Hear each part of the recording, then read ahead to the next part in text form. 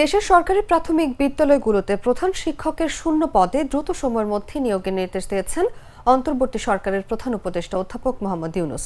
মঙ্গলবার প্রধান উপদেষ্টার প্রেস সচিব আবুল কালাম আজাদ মজুমদার বৈঠকের বিষয়টি নিশ্চিত করে এসব তথ্য জানান। এর আগে সোমবার বিকেলে রাষ্ট্রীয় অতিথি ভবন যমুনায় এক বৈঠকে এই নির্দেশ দেন প্রধান উপদেষ্টা। বৈঠকে প্রধান উপদেষ্টা সরকারি প্রাথমিক বিদ্যালয়ের শিক্ষার মান সম্পর্কে এবং কোন স্কুলগুলো ভালো করছে সেই ব্যাপারে মূল্যায়ন জানতে চান। উপদেষ্টা বিধান রঞ্জন রায় বলেন, দেশের ৩২,০০০ প্রাথমিক বিদ্যালয়ের প্রধান শিক্ষক পদ বর্তমানে শূন্য রয়েছে।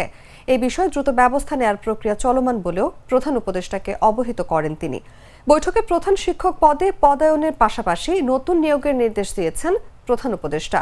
সরকারি কর্ম কমিশনের সঙ্গে সমন্বয় করে অতি দ্রুত বিজ্ঞপ্তি দিয়ে প্রধান শিক্ষক নিয়োগের প্রক্রিয়া সম্পন্নের নির্দেশ দেন তিনি।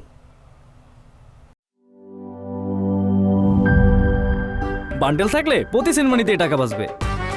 বিকাশ সেনমানি বান্ডেল কিনে জিতুন প্রতি লেনদেনে।